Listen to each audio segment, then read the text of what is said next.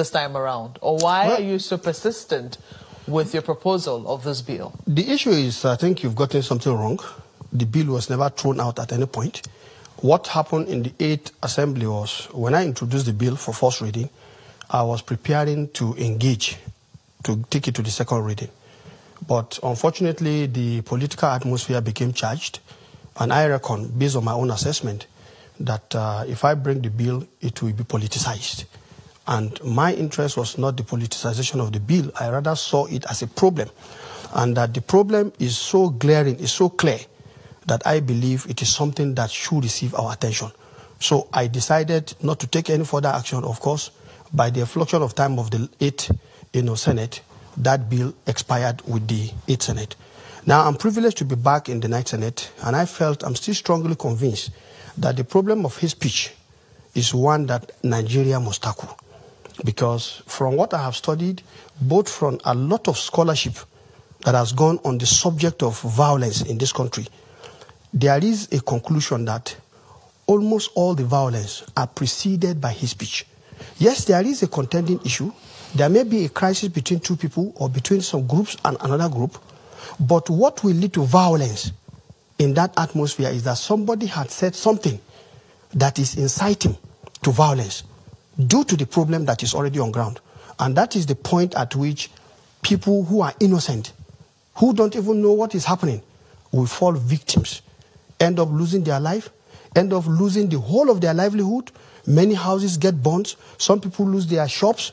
Some people lose their husbands. Some people lose their wives. Some people lose their children for no just cause, simply because somebody somewhere is irresponsible enough to incite other people to that violence. And so for me, yes, what I have seen, for example, I saw a statistics that says in 2017 alone, there was more than 1,500 deaths of Nigerians as a result of what?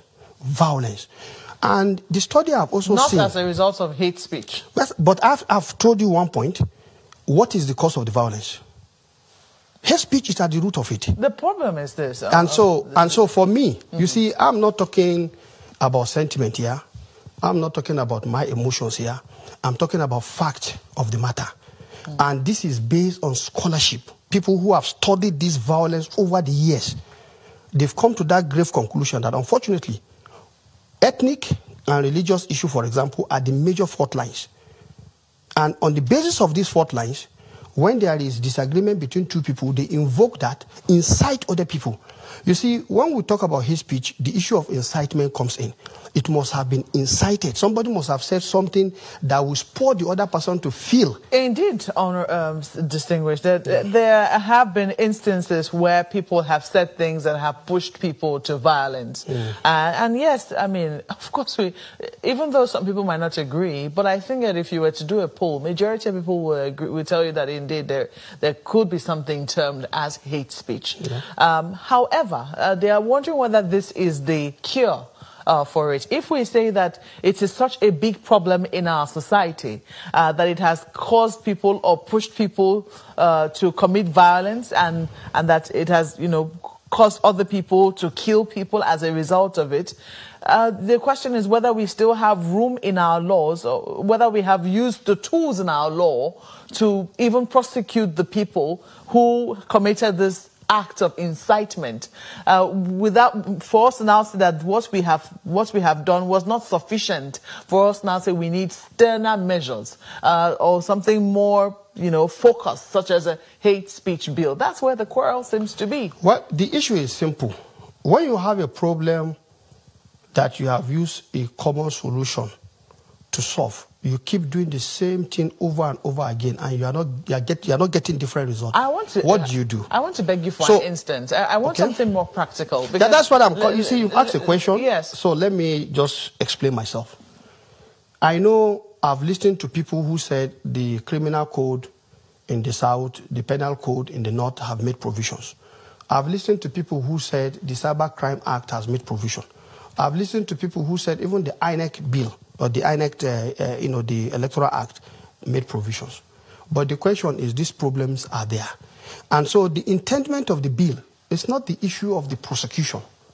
It's actually to have a framework for action, so that at the end of the day, those flash areas will give room for engagement by people who have been so focally empowered to do so.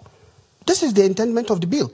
It's rather unfortunate that I understand, and I understand that very rightly, because we're in a democracy and people have every right to express both their fears, their hopes, and whatever when a subject matter like this is placed before them. But the point I want to give, and the assurance I want to give, is that I have looked at all of these things, and I'm not doing what I'm doing just from my gut feeling. No. I'm using empirical fact to address these issues. And I will also say, with respect to the issue of definitions, there are a lot of materials that give credence to what we're trying to do, to show that you can tease these things out, because when you talk about hate speech, you are talking about the extreme end of a social problem. And it is at that extreme end that you must take measure. Because if you don't take measure at that extreme end, it will just take one event to plunge the entire country into crisis. Let me ask and I think that is what responsible leaders will not allow to happen. Let me take you up on this just quickly before we go to Lagos. I was speaking with Senator Inaya Abaribe, who is very strongly opposed to the bill, because he says that in this, talking about the political environment, he believes that the political environment is not favorable to people to even express themselves, that if such a bill is passed, I hope I'm paraphrasing him right, if such a bill is passed, it will even empower even more strongly those who are currently preventing people from speaking, to have more tools in the arsenal. And I brought up the issue of, what happened in the Southeast, agitations in the Southeast, and also, some vituperations also in the north of the country, where people asked people to leave their own area, so to speak, which some people might interpret as hate speech or something that was incited, so to speak. Now, he said that as the laws currently stand, there is sufficient room for people who caused the scenario where people felt unsafe to be prosecuted. But that never happened because there was no political will. How do you hope that your bill, or if it's passed into law, will make a difference to the political environment such that it is not subject to political whims and caprices? Well, the provision we're having is that the body to be created will be an independent body. And I know people will question how independent. But the question is, you have to make provisions. Here, in the provision of the bill, we are saying this body is not going to be answerable to any authority. But it's going to be appointed by the president? No, it's going to be appointed through a process. The National Council of State, we have to agree on who is going to be appointed. And even the person who is going to be appointed, the provision is such that that person must never have any alignment to a political party. And there are so many Nigerians, very respectable Nigerians, very honorable Nigerians, very distinguished Nigerians who do not have any alignment to any political party. They are beautiful Nigerians, wonderful Nigerians who just want to see Nigeria works. And those kind of people are so many, and they can be appointed. Now, the other aspect is that they must not also serve as religious or ethnic promoters, jingoists, people who will get up and begin to talk about just one ethnicity, who want to talk about Nigeria. And at the end of the day, all of these things are provided in such a manner. At the end of the day, this will also be brought to the National Assembly for approval. The whole intendment is to make sure that only the right people who can deliver on the object and intention of this particular bill are appointed to serve. Now, let me take you away from